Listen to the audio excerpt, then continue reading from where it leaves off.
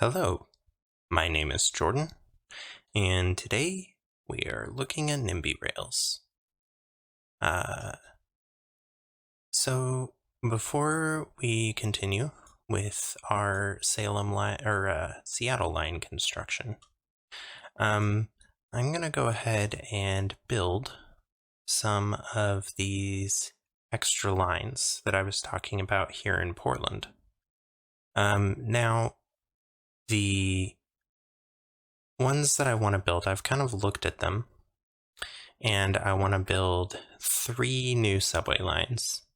One is a line that goes from Portland City Center through Barnes Heights, Cedar Mill, Oak Hills, Rock Creek, and West Union. Another goes from Cedar Mill down through Beaverton, through Tigard, through Lake Oswego, through Clackamas, and then up to Gresham. And then one goes from Park Rose Heights and follows I-205 all the way down through Sunnyside to Clackamas, and then through Clackamas Heights and Gladstone to Oregon City. This will give us extremely good coverage of most of Portland. I don't think we'll have to come back to look at the local network again.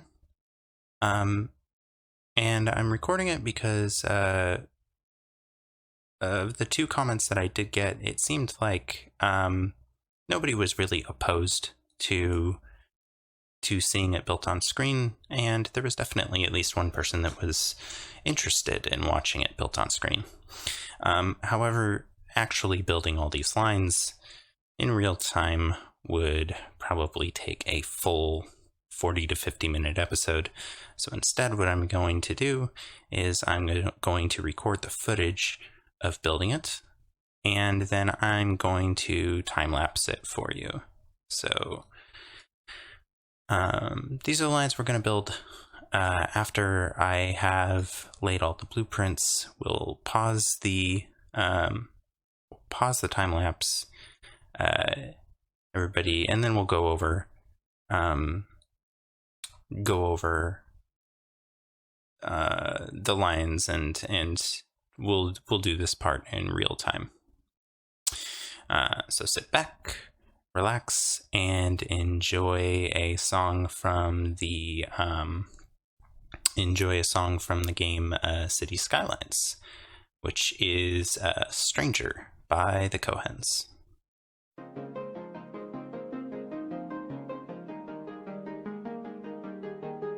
Stranger,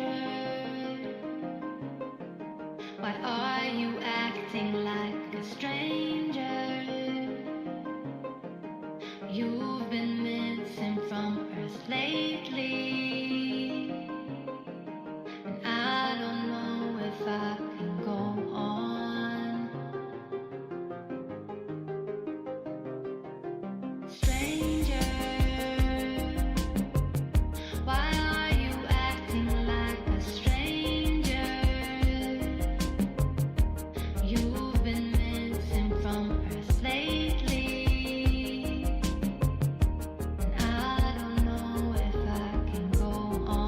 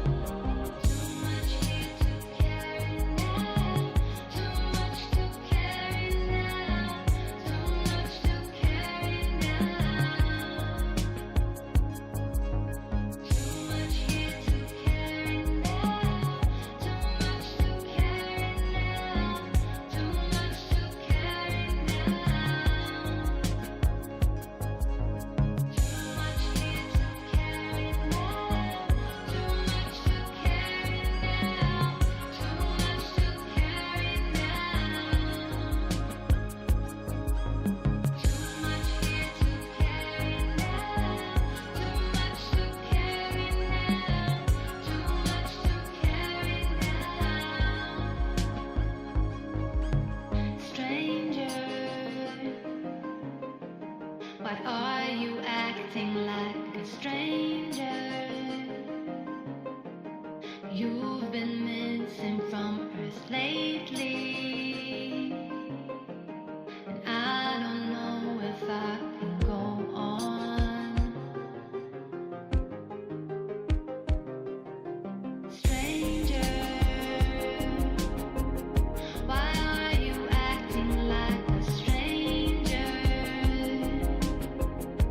You've been missing from Earth lately, and I don't know if I can go on.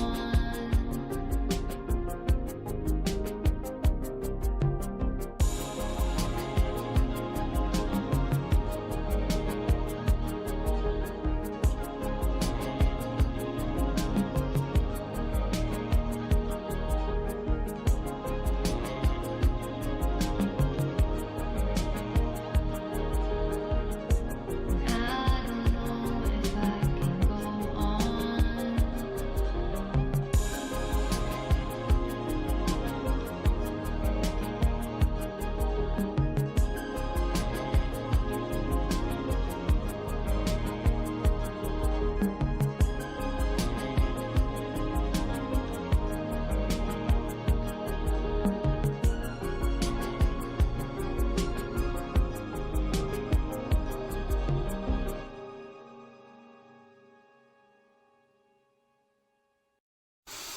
Okay, so there we go.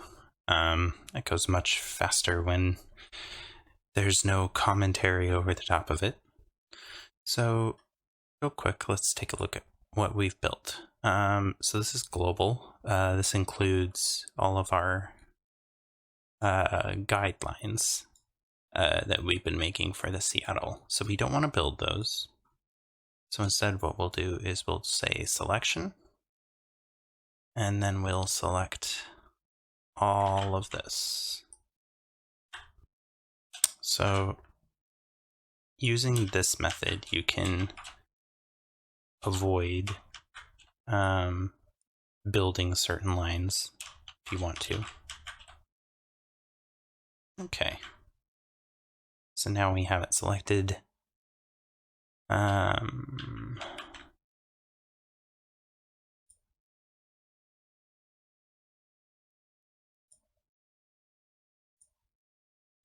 Yeah. Okay, so that is nearly all of our money. I was expecting this. So what we're gonna have to do is take out our last loan, but again, not worried. Make sure we punch it up to 10 years. Take the loan, and now build the selected blueprints. Build. Let's check on our, yeah, these are all still blueprints, so we're good. All right. Now we can do all the lines. Okay, so I had a unfortunate mishap with my recording software, and I recorded about 25 minutes of me doing all the lines and talking a little bit. I gave all kinds of interesting anecdotes. You'll just have to trust me. It was my best recording I've done so far. And the audio was destroyed. So sad. So, unfortunately, I can't re-record it because I didn't have a save point in between completing the build and doing the lines. It was just all together. So we're gonna have to go from this point forward. So let me just give you a tour of what this looks like now. We have 3 lines. We have our ring line, this turquoise one. We have our east corridor going down I-205, and we have our West Union line going through the north end of the west side. Um, so in order to cover these, we have, I think, we have four trains on the West Union Line. We have 5 on the East Corridor, and we have 10 on the Ring Line. The timings ended up being really, really good, pretty close. But since I'm not, since actually setting it up got eaten by my recording software, I do want to revisit one of the things that I briefly discussed in my Forsaken file, which is the timing calculator. So this was changed in an update that was released almost immediately after I recorded episode 4. Obviously, the most obvious change is that all of the timing calculation buttons have been combined into a single screen. That's always nice. UI improvements from the developer and quality of life fixes are always welcome. But I wanted to note that as part of this change, the ideal speed calculation was greatly improved. So this ideal speed calculation is now extremely close to the actual speed. There are still things that it can't account for. For instance, the more passengers that are trying to board or get off of a train at a station, the longer it takes that train to do it. So the train will stay at the station longer if there are more people getting on and getting off, which makes sense. And that's not something that can be really estimated by the timing calculator. But the timing calculations are a lot less naive now. And so I've found that unless I want really exact timings, unless I want it to be, extremely specific, I can actually go almost exactly off of this time as far as calculating the intervals for a given number of trains. It varies a little bit, but not nearly as much as it did only a few days ago. I love it. I mean, this is super encouraging.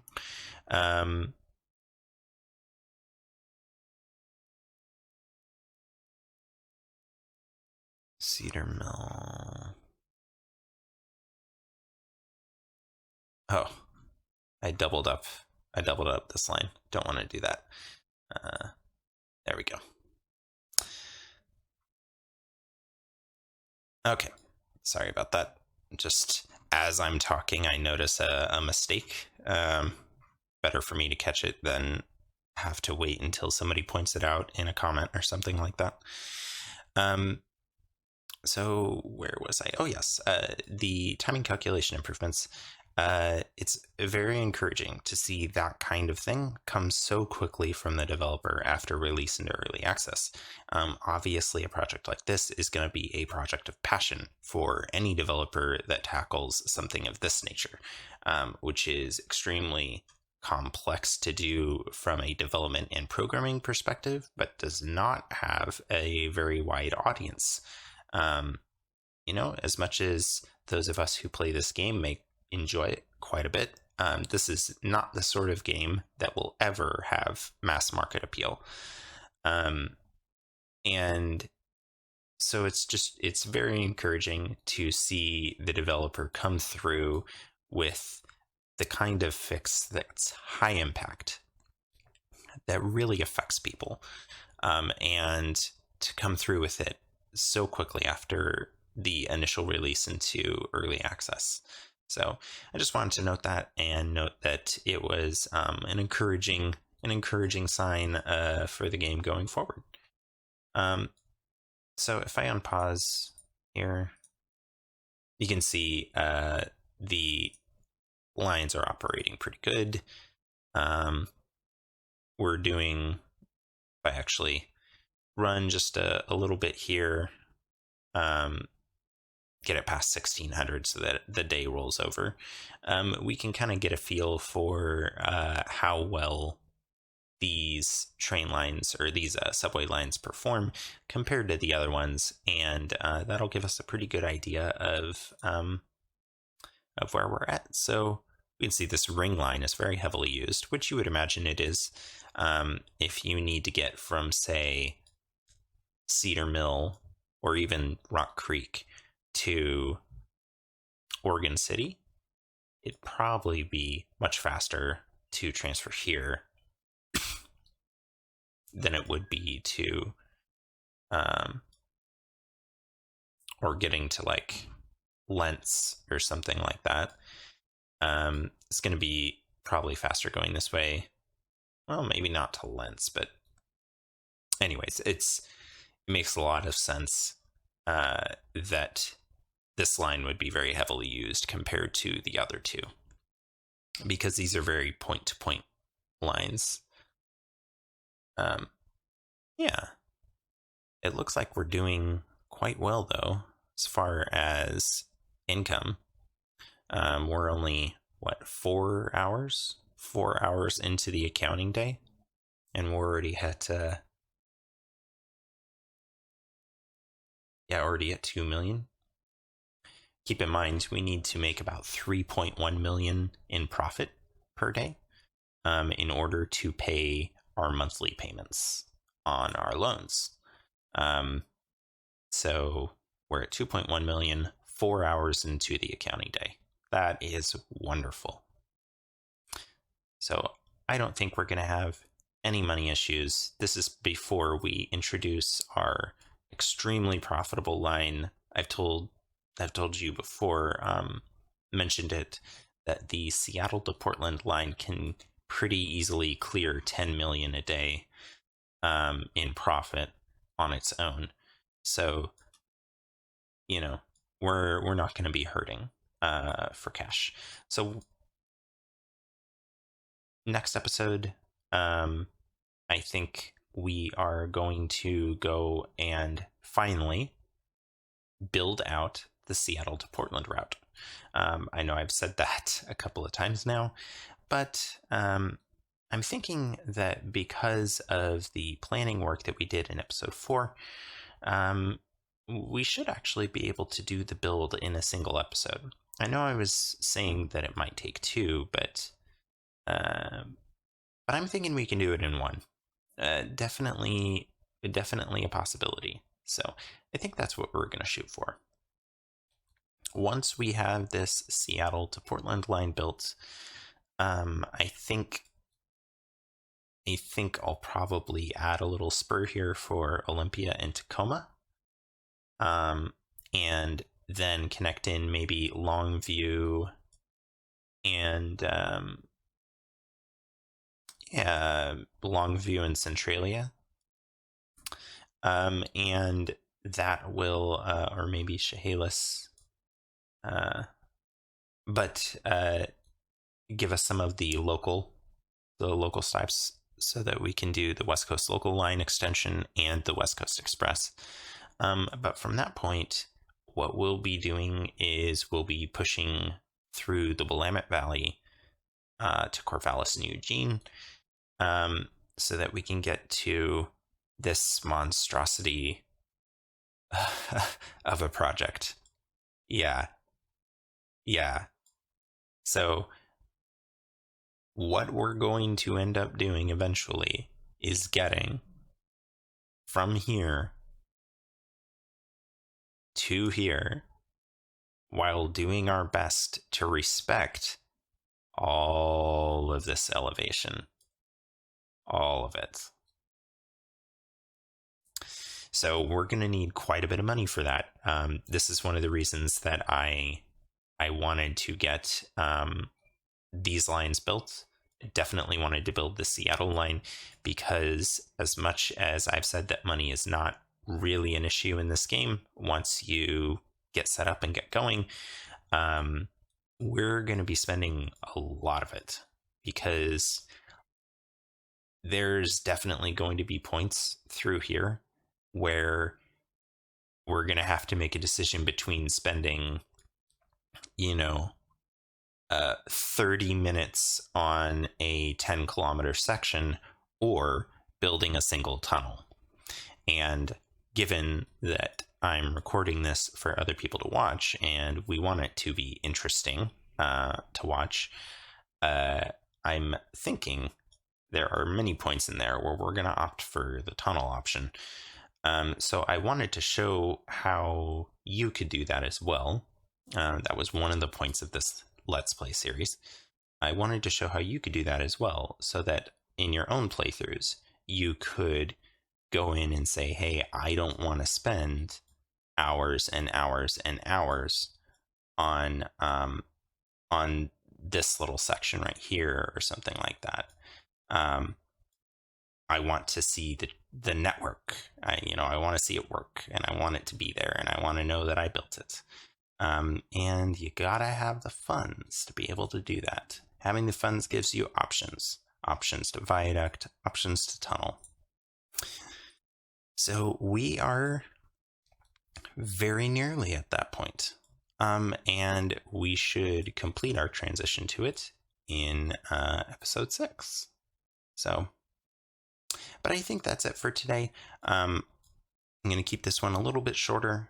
I think those 40 to 50 minute episodes were a bit too long.